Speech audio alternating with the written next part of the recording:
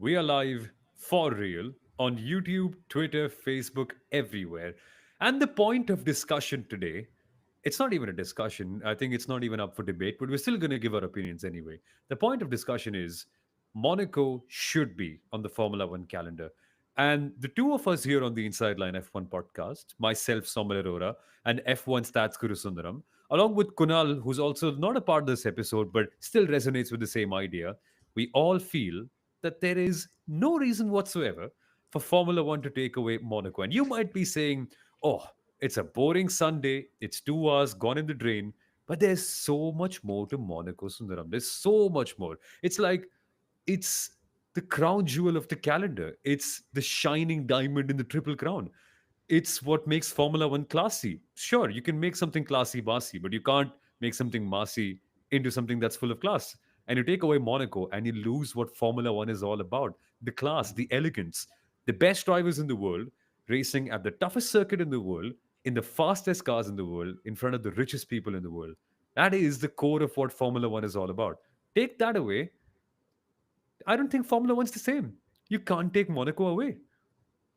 I think you've explained that exceptionally well because even if you go to any driver and ask him which is the one track that you would absolutely love to win at and which is the most satisfying win for you, and I'm sure everyone will unanimously say Monaco just because of the challenge that it presents. And no matter how many street circuits that we have, no matter how many classy circuits that we have with all the glitz and the glamour, no matter how much of Las Vegas we try to bring in, the ultimate race that is synonymous to prestige will always be Monaco. So regardless of the limitations that is, I'm not saying it's a problem, I'm not saying it's an issue, I'm saying it's a limitation, or I would actually rather to say it's a characteristic. Regardless of all of that, I think Monaco stills something that is very, very unique. It's irreplaceable. It is to racing circuits what Ferrari is to teams. If you think of Formula One, you think of Monaco first. You think of the Grand Prix. You think of the yachts. You think of the parties. You think of Friday not being there in the calendar because everyone needs to go shopping. That is what it's all about. And imagine if you win the Monaco Grand Prix, you add your name to over 100 years of excellence. Nuvolari, Sterling Moss, we've got Fangio, Hakkinen, Raikkonen, Schumacher, Alonso, Rosberg, Ricardo, Verstappen, Senna, Prost, Lauda, Graham Hill, so many more. Weber. Bruce McLaren, Weber, exactly. And I feel honestly, the greatness of a prize can be measured by the list of people and the quality of people who haven't won it. And here's a fun list of people who haven't won Monaco, including people who combined have won a total of 14 world championships and 161 Grand Prix wins. James Hunt, Nigel Mansell, Nelson Piquet, Jim Clark, Damon Hill, Alberto Ascari, Emerson Fittipaldi, Mario Andretti, and Jacques Villeneuve. They have never won Monaco. I think that tells you how big of a prize Monaco is. And this is why we should all just stop the debate. And we'll talk more about overtaking and two stops and pit lanes and everything around that to see whether this race will be as entertaining as we wish it will be. But we'll get to that in a second. But first up, I've got to halt the momentum and ask you guys to subscribe to the Inside Line F1 podcast because we did a lot of data digging, which is something we love to do here at the Inside Line F1 podcast. And we found out that a majority of you who watch our content stick around till the very end, but don't subscribe. Pretty rude of you guys. Come on, subscribe to the Inside Line F1 podcast. But Monaco, Sundaram, it's if I was a driver, I'd want to win that race and spray the champagne there and listen to my national anthem being played by the national band of Monaco. That is stuff you dream of, honestly. Absolutely. And I kind of understand the debate. It's fair to an extent, and everyone watches sport for different reasons. So, for example, between the both of us, you're the bigger football fanatic, and I watch it on a very casual basis. So we would have very differing perspectives. The same can also apply to Formula One. People watch. There's a certain section of people who watch the sport for the technicalities and the actual challenges. Some people just watch it on a more casual basis, and that's totally fine. So if there's a certain section of people who want to watch it for the overtakes, that's also fine. Yeah. But what's important to understand is the sort of USP that Monaco really provides. And if I tell you, let's say if I tell a couple of circuits names, what is the first thing that really hits your mind? So if I say Mexico, what are you thinking? High altitude, Altitude. If I talk about Monza, what are you thinking? speed. You're talking speed. So there is a very distinct character to, I'd say, a certain section of tracks that is irreplaceable. Can you find a faster track than Monza? Probably not. Can you find a higher track than Mexico? Probably not. Can you find a track that can replace Monaco and still add overtaking to it? It's difficult. And what we don't appreciate enough is the challenge that drivers have to go around those 3.3 kilometers of Monaco with barely any walls, with barely any second chances. That is what we don't appreciate enough in the need for more overtakes and more wheel to wheel battles. And I hope people understand that the difficulty that drivers have to go through to try and keep your car within the confines of those walls. That's what you truly tune in to appreciate around Monaco. So in that sense, I think it should never leave the calendar. It shouldn't. And just like every day isn't the same and every isn't the same, not every race is the same. Monaco is not always about the Sunday. It's about the challenge of Saturday. And it's the greatest qualifying session of the entire season because it's the toughest. As Sundaram mentioned, the margins are barely there. And this weekend, we could have rain in qualifying to 60% chance, and that would make it even tougher. And just the idea of putting in a qualifying lap at a circuit that's so narrow. I think Nelson Piquet described it very well when he said that it's like trying to drive a bicycle within your house. And Monaco houses are very small, and he lived in Monaco at that time, so it is quite representative. But I think it's even more challenging than that. I think it's like walking a balancing beam with fire underneath, and if you slip, that's $1 million gone in one shot. And the speeds they're taking there, Sundaram, sure, they might not be Monza level speeds or Imola level speeds. Pretty serious though. Like you can reach up to 250, 270 at some points and go down to 60. And the impact, it's even bigger than some other circuits because the walls are here. There's no runoff. If you hit it, you break the car. And that is even scarier. So it's I don't think Sunday is that. Sure, you might not have a very entertaining 2 hours all the time. I'm not saying this weekend. There is a caveat that might change that. But just the spectacle of that 1 hour of qualifying in Monaco, I think that tops the entire race weekend. It just makes up for all of it. And I think there's nothing wrong in that. If we have Yeah, 24 races in a season, and if there is one race which is largely around qualifying, then so be it. We have a variety of different circuits, different tracks, and different experiences. And if Monaco is about the Saturday, then what's wrong in it? There's no harm. The interesting factor is, and it's actually what I'm going to share right now, the insight is it's of polar opposites. If you take a list of the pole sitters at Monaco, the best of the best, the cream of the crop, like they say, tends to do well around Monaco. So the biggest names of the sport, or rather the world champions, are in literally in the top 20 pole sitters around Monaco. You'd also have the likes of a Sterling Moss right up there. And then, of course, at the very top, you have an Ayrton Senna. So you must be really special and really skilled to be able to take pole around Monaco more than once. But also on the flip side, interestingly, Monaco has seen the most maiden pole sitters in Formula One, 12. Imagine putting your car on pole position for the very first time in your Formula One career, and that happens in Monaco. I think there's no better feeling or no something that's more satisfying than taking pole position at Monaco. So it's a test of the toughest. it is. And a special shout out to all the greats who've made it work here, like Senna, like Schumacher, like Prost before Senna. Rosberg has been incredible here as well. Charles Leclerc has been a great qualifier. 3 pole positions here. It's unbelievable the kind of pace he can carry. But this weekend it will be very tough, and we shall get to it. But the bigger question, more than which team is going to be fast and who takes pole position and who's going to win, it's going to be, are we going to have a fun time on Sunday? And the Formula One board, then the race organizers, they thought very closely about that. And they said, okay, let's spice it up. Since last year was such a disaster, and it was because we didn't even see one pit stop because the teams had a red flag, they changed their tires and didn't even need to pit. They said, let's make it mandatory for drivers to use at least three sets of tires during the race weekend. That could be interpreted as two pit stops, but if there's a red flag, you can still change a set of tires and get away with it. The important rule is not two pit stops, it's three sets of tires.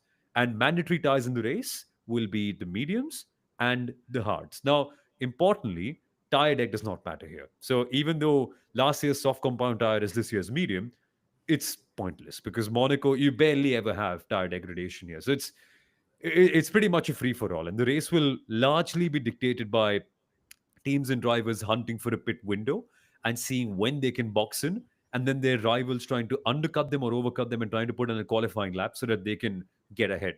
But normally, Sundaram, the race strategy would have been you put your medium compound tires, you start with your softs, you wait till a lap 16, lap 20, something like that. Whenever the window comes up, you put in the best possible in lap and the best possible out lap, hope for the very best, cycle out and win the race. But this time you've got to do it twice. And because tire degradation is not even a factor this year, it really throws up when and how you could pit. Like theoretically, you could have a midfield team just basically throwing their hands up in the air and saying, okay, let's just take both of our pit stops early. Let's bank on a VSC. And when other people have to make two pit stops, they just basically can go scot free, keep the same set of tires, and get track position. Like it's all up in the air. How can you tell what the implication of two mandatory pit stops is going to be when there's no clue of what degradation is going to be like? And that's something which people also need to understand. So firstly, last year's race was a disaster, not in the sense that everyone ran literally on the same compound. The problem was the top 10 ended the race in the exact same order, and that's happened for the very first time in Formula One history. So although you might say former Monaco is all about pole position, the pole sitter always wins. When you have the top 10 starting and finishing the same order, that's a little, what I would say, it's not ideal. So that's really what triggered this directive for this year, that we'll have three sets of tires. And it's not going to put emphasis on overtaking. Let me tell you that it's still not going to mandate or necessitate that we'll see more overtakes. You need to understand that the wider scheme of things, with the sort of pace performance difference that cars tend to have, which is very very less. The cars are very close to close to each other this season, and the fact that the budget cap is also in place. So if you go do a little bit of an aggressive move and you tend to crash your car, that's a Yeah. huge bill which you don't want to take. So it's not a case that overtaking is not possible. Drivers are also being a little wary of not putting their car in the wall and accumulating that big enough bill. Where it's really going to impact is strategy. When we say, if it's a dry race and there are no red flags, you really have to time where you go into the pit stops and who comes up ahead, who comes behind. What they're targeting is the shuffling of the order. That's what they're Yeah. really hoping to see. An undercut here, an overcut there, anything is possible. Monaco is one of those few circuits where an undercut and an overcut are equally possible, and it really depends if you're either in traffic or you're out in clear air. If you're in clear air, the overcut is the way to go. If you're in traffic, the undercut is the way to go. And if you have to do that twice in a race, that just opens up a lot of possibilities. Yeah. And it really, really makes things open. You could start off with the medium, go extremely long, put the hards for a little bit, then a safety car comes in, and then it's all about extracting pace from the hards. Like, what tires are you going to be on, and how quickly can you fire them up in the moment when you need to put in those qualifying laps? Because Monaco is a lot like a marathon. You save up your energy for a couple of key moments, and then you have to accelerate like crazy. Can you fire up your tires in those moments? Can you get the maximum performance out and put in a qualifying lap when your rival is in the pit lane? And we've seen this time and time again. 2016, I know it was mixed conditions, but the overcut undercut dilemma between Lewis Hamilton and Daniel Ricciardo, phenomenal. 2022, again, I know it was wet, but Sergio Perez beat the Ferraris by making one pit stop, whereas by making two pit stops, whereas the Ferraris made one because the track conditions were changing that dramatically. Again, same scenario. It is possible. If you have two pit stops, it really opens everything up. And even 23, right, before the rain came in, we were so annoyed at Fernando Alonso and Aston Martin missing their strategy up, because had they pit on the right lap, they would have possibly been able to get past Max Verstappen and the Red Bull and taken Don't that take me win. there. Yeah. Don't take me It could back have been there. the last one and the best one, honestly. It could have. It could have. But that's the point. Monaco is not just about overtaking, it's about looking at the timing. And Pankaj has put up a I great love comment this. saying that I I feel love Red Bull this. might use Yuki to get the pack back up to get a max win, which is also possible. Which is also possible. See, you can't count these things out. It's just not a traditional motor race where you get past the others and win. You just have to do more thinking in Monaco and more mapping out and more patience and more waiting, which makes it brilliant, I feel. I think I'm very positively inclined towards a two-stop rule, but of course we'll need a couple of years to see how it actually plays out in execution, right? It's hard to tell already. No, that there are definitely signs from what we've seen in Qatar in 2023 when Pirelli mandated the stint lengths for every Yeah. team. Everyone knew when everyone's going to be pitting. So when there's a hard limit on that, it becomes too predictable. So yes, everyone will push till the very end, but here they've not mandated stint lengths, which I really really like. Secondly, what we saw around Imola, going one step softer also means that there's a certain level of degradation. And again, F1 is not telling you that you really need to use all three compounds. They're not telling you that these are the stint lengths. So they've still left a lot of it open to the teams and the strategy teams to kind of play around with. So there's a lot of randomness still possible, and that's why I think this is a very positive move. How it turns out, we'll figure, and if it's overwhelmingly positive, we'll probably see this being used in a lot of other races this season, maybe Singapore and the likes. Ooh, no. I think Singapore is good how it is. Singapore is a really good race. It's ah, I I don't know. You know, Still a actually, one stopper. two mandatory pit stops in Singapore wouldn't be too bad because then you're forcing drivers to put in a qualifying lap every single lap at the most physically demanding circuit on the calendar, which would Indeed. be insane. Oh, I love the sound of that. But what would success for the new rule look like for you, Sundaram? How would you say, or when would you say that this rule has worked according to you? See, maybe trying to clear the situation, because a lot of people whom I've spoken with or I've checked with online polls, a lot of people believe this two-stop rule will increase the number of overtakes. Okay. And a little bit of context as well. I see this a lot on social media. People tend to say that smaller cars is the way to go. If we had smaller cars, there'll be a lot more overtakes. We'll see a lot more wheel-to-wheel battles. I actually dug up the data of the last 40 years. Okay. The last 10 years in Monaco, we've seen a total of 70 overtakes. So that's an average of 7 overtakes per race. If you combine the overtakes in the last 40 years, an average of 10. It's not significantly higher, it's not even double. So the fact is, overtaking around Monaco has perennially always been the case, even with smaller cars. And I will say, if you say, yes, Formula E has had 197 overtakes, 117 overtakes in the last 2 years, it's not just because that the cars are smaller, it's also because the aero profiles are different. The cars are Yeah. not as quick as Formula One cars. They don't have the sort of downforce levels. And of course, they have more mishaps than in Formula One. And like I said, drivers are a little bit more cautious around going with aggressive moves. So it's not just a case of reducing the size of the cars. If the car is still going at 300 kph, it's still going to be difficult. So overtaking in Monaco is not an issue in my opinion. It's not a challenge in my opinion. I think it's high time people realize that it's a circuit characteristic. And that's when you really stop looking at what drivers are able to do on track and you look at the rest of the team at the pit wall and then look at what they're able to do with the pit stop. So in my opinion, my request is, don't look at the drivers, see what the rest of the team is able to do. Also, pit stops, the team that's able Pit to stops. execute the best pit stops. And probably the only positive for Ferrari this year is they are the team that have been doing the best pit stops this season. That's probably the only positive they're going to be having this weekend.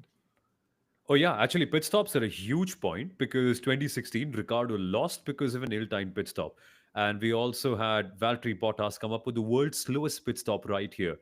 And it's such a small pit lane; it genuinely is so easy to get it wrong. A 60 kph limit, the lowest of the entire year, and there's barely any space for the teams to operate on as well. They have to have a multi-story pit building, and that's where the engineers are going to be sitting It's a atop the challenge for the team garage. as well. It's a It challenge for the is. team as well, not just the drivers. It's amazing. It's special. It's what Formula One is all about. And if you're wondering, okay, so basically what you guys have said in the last 19 minutes is Sunday is going to be boring and it should be boring. No, that's not what we're saying. Sunday could be exciting, but you may not see a lot of overtakes. So you can also tweak the way you watch a Formula One race. You don't have to sit with the TV on just alone watching the cars go by. You could do either of two things. You could either observe the data and have a lot of fun with it, and keep tracking pit windows to see when people could go to the pit lane and overthink about it, which is so much fun because that's when you're thinking of permutations and combinations, and that's when the race becomes more exciting because all the scenarios that the teams are thinking of are now playing out in front of you.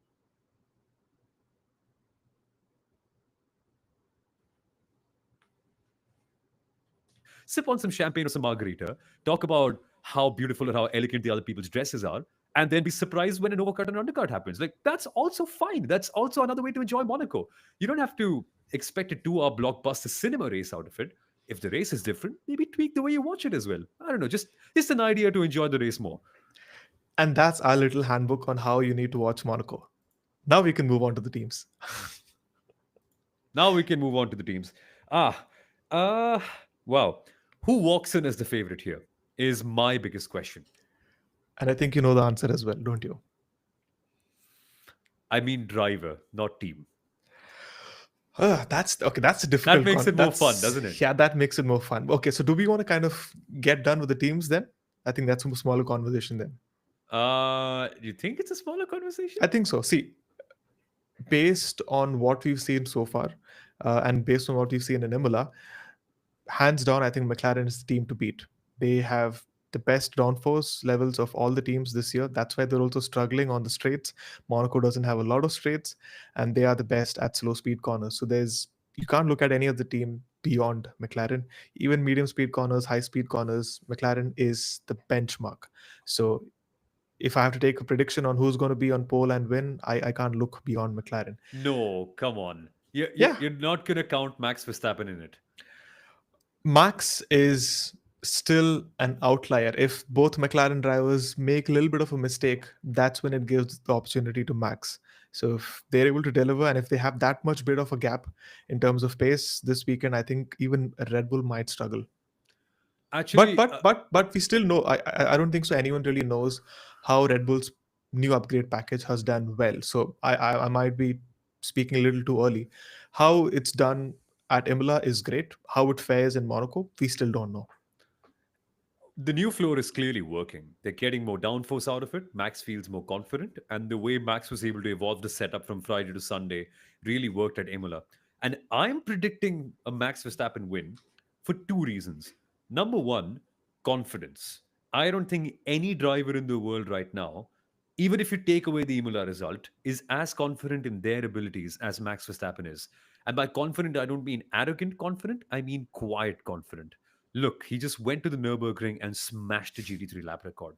I know it might be something peripheral and outside Formula One, but that is a big deal. That is a huge driving achievement. And then he made an around the outside move on Oscar Piastri at Imola, a track where it is notoriously hard to pass. And then he also dominated that race and didn't even let Lando Norris break into his gap once. That is that is some confidence coming in from a driver. And that you need in qualifying. And in Monaco, it's a place where car characteristics are somewhat negated, and the driver becomes a more differentiating factor than the car in itself because of firstly how tight the circuit is, and also secondly how much courage you need to go past there and how much confidence you need in your machine to make sure that it works exactly how you want it to work. And that I feel Verstappen is able to generate more than anyone else. And secondly, Sundaram, I'm not that confident of McLaren's in race management, not for what McLaren are doing, but Good point. because of the position where they have gotten themselves in. They have to think about two drivers and not one. And Red Bull Racing can solely focus on Max. And this weekend, I think that's more important because you have to make strategic calls twice, not once. And in that case, I know who I'm backing. No, you're totally right in that regard. If talking about pure pace, McLaren's at the very top. But talking on based on strategy, Red Bull is literally bulletproof, and they know what they're doing always, and they're not really bothered by what happens around them. They have very solid plans and simulations going into the race. So if they have to do a strategic call that, like you said, twice in a race, in that regard, I think Red Bull is right up there. Do you So in think we strategy, can? strategy is Red Bull, pace is McLaren, pit stops is Ferrari.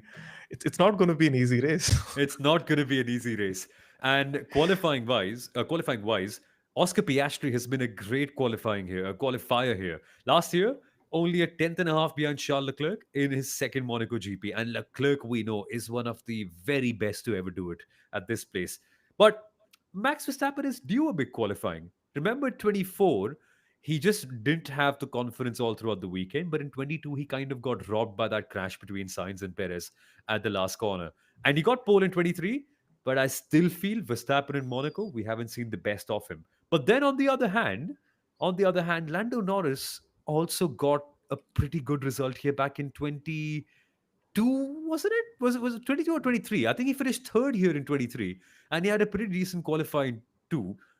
And generally, if you look at last year's record, he was the better qualifier compared to Oscar. So it's a very muddled up scenario where you can't tell who's going to be very good. And George Russell's been excellent in qualifying this year.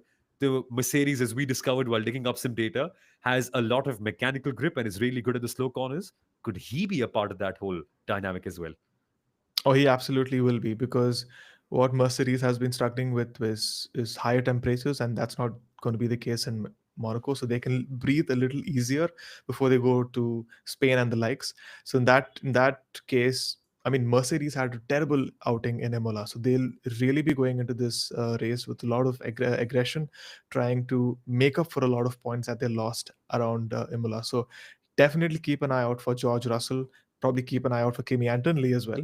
I think if anyone will really put in a special lap, it'll probably be Max or Leclerc. I really want to see what he can do in that Ferrari, because in today's press conference, he wasn't very optimistic of Ferrari's chances this weekend. He said, "We are literally struggling in the slow speed corners," which is quite the opposite from how Ferrari was last year. They were one of the best in the slow speed corners, but a complete designed overhaul has meant that they are literally struggling in the slow speed corners. Sorry, Ferrari fans, but so far it doesn't look great for them. But you can never count out what Leclerc can do in his home race. We've seen that before as well, back in 2021.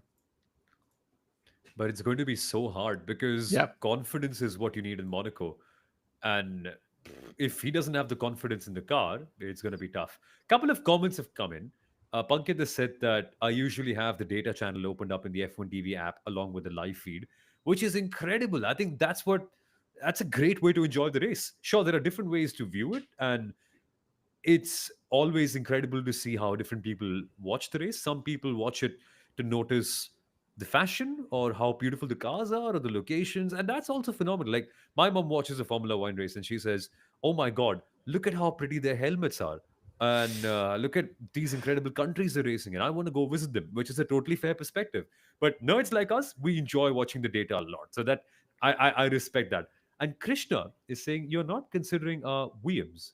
We'll win. Does he mean Williams? Possibly. Possibly.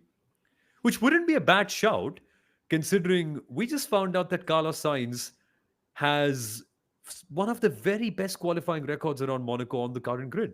Last four qualifyings, he's been in the top four consistently.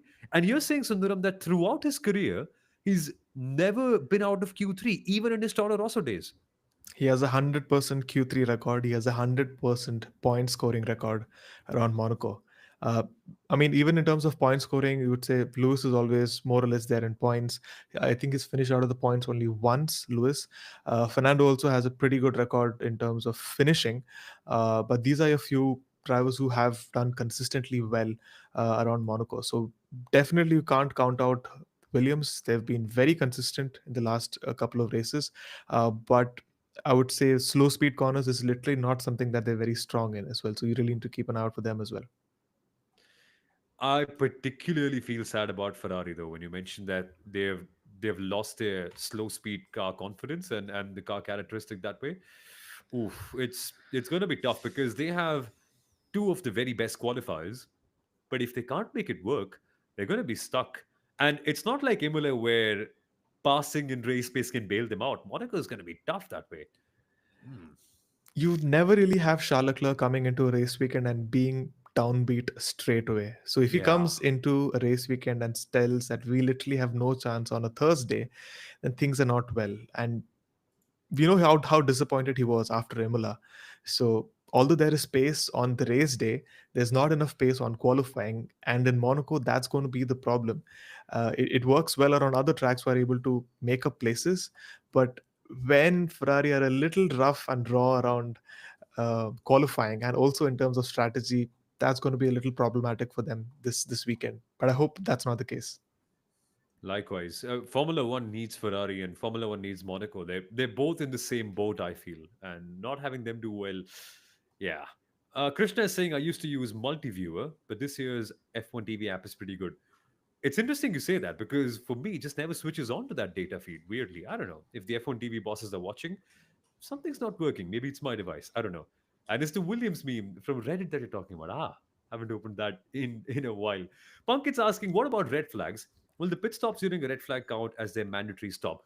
Just to clear it out, there are no mandatory stops. You just have to use three different sets of tires. And yes, if there is a red flag and you change tires, it will count as you getting through with one mandatory set. So technically, then you'll only have to use two more sets. So yes, you're right. If a red flag comes in, they do effectively get a pit stop waved off in real life. Do we know much about the penalty, Sundaram? I believe there's a 30-second penalty if you don't adhere to this mandate that you need to have three sets of ties. I think there's a 30-second penalty and a few other sub clauses as well. But if it rains, then this mandate goes out of the window. And like you said, if there's red flags, if you have one or two red flags, and if they change their tires in the pits, that goes into the consideration as well. Hmm. It's going to be a fun weekend then, because you really don't know how teams are going to play out this whole race and when and how they might stop and what tires they might use at what point. Could be fun. And you might see a lot of teams and drivers pushing to get some positions at the start because track position is so important. So turn one is also going to be crazy. But the last thing that we should end upon is a myth about Monaco that you're going to bust for us, Sundaram. What's it all about? Yes, let's bust a Monaco myth, because you often tend to hear people telling you that Monaco is all about qualifying and also about the pole sitter. If you qualify on pole position, you always end up winning. And I've heard these murmurs and talks and chatter always around Monaco. But the fun fact is, since 2000, more races have been won from pole position at Barcelona, 18, and Monza, 15, and Suzuka, 15, than Monaco, which is only 14. So it's not always the case that if you're on pole, you tend to win. And undercuts are huge. I remember 2017, Kimi Raikkonen started on pole. It was Sebastian Vettel who won. Oh 20, yes. 2022, Leclerc started on pole. It was Sergio Perez who won that race. A lot of it can change around, a lot of it. And Punkit has come up with the last comment of this episode, which is 30 seconds is not too bad, lol, if the pace of the car is good. It's a little difficult with you really don't want to have penalties around this track because there's going to be lots and lots of DRS trains and traffic. It's not as easy as it sounds. And especially you can always expect a safety car or a VSC to turn up. So it's not going to be that easy. Exactly. And the pack can often be bunched up together. So you might Imagine not. getting a 30-second penalty and you have a safety car and the entire pack is punched up. You don't want to have that. Exactly. Exactly. But cautious note, you might see some gaps artificially creating itself because teams will have to leave some space between themselves and the other cars to avoid dirty air, but they won't be too much. And hopefully the two stopping will will make it a really good race. But fingers crossed for that. Hopefully Monaco is back to its original best and we are able to have a good Saturday, which we always do, and a good Sunday as well. Predictions? Predictions? I'm going Max all the way. Okay, Which driver are Max, you picking? I'm picking Lando for this time. I've been very Oh, categorically told not to use redemption, so I think Lando makes a comeback. makes a comeback. Yeah, that is a uh, bold prediction in a way, if I have to think of it, think so? Um, because I he's not think been feeling the car recently. yeah, that's been the case, and Nothing like putting yourself in a dominant position around Monaco. So that will be a statement in itself if Lando is able to put the car on pole. But let's go for a little bit more bolder one. A bolder prediction. I think I'm going to say Carlos Sainz in the top five. I think that's possible. I think that's possible. I am actually gonna. Maybe it's a bold prediction saying Fernando Alonso scores points, but I think he's gonna finish in the S- top six on qualifying day. Top six on qualifying day. I don't know. It's gonna rain on Saturday. That genuinely is a bold prediction, my friend. But it's possible. If it's raining, If it's I raining, I yes. wouldn't Only bet if it's against El raining. Padre. I wouldn't. And yeah, Krishna is right when he's saying that Monaco pole record is not great because of safety cars. Correct. It can really change things up. And sometimes what happened to Oscar Piastri can happen to you, where it just neutralizes everything and whatever advantage you have can just vanish completely. Pankaj Sengemola was so good, it gives me hope. There will be hope for sure. Krishna saying George might win this one, which is not a bad bet, honestly. Really. Punkit's going for Oscar. Saraka is going for Williams. Mad respect. Williams. Wow. If they do put it on pole, Nothing like that. Oh, nothing like that. everyone is going to go crazy if Carlos Sainz puts it on pole. My goodness. I'm He's due excited to one. see that. He's due one. He's due one. Saturday is going to be phenomenal, and Yeah, we will be back on the Inside Line F1 podcast on Saturday because here, as we've all said, Saturday is the more important day compared to Sunday, and we should do a post Saturday live stream and also tell you what you can expect for Sunday, and hopefully Punkit's bold prediction comes true. Hopefully Leclerc can get pole and save some face, but that will be all from us. See you on Saturday in the evening, which is just a couple of days away when we're going to be debriefing the qualifying session and looking forward to the race. Make sure you subscribe to the Inside Line F1 podcast and click on the bell notification. We can't wait to see you sometime soon. Bye bye.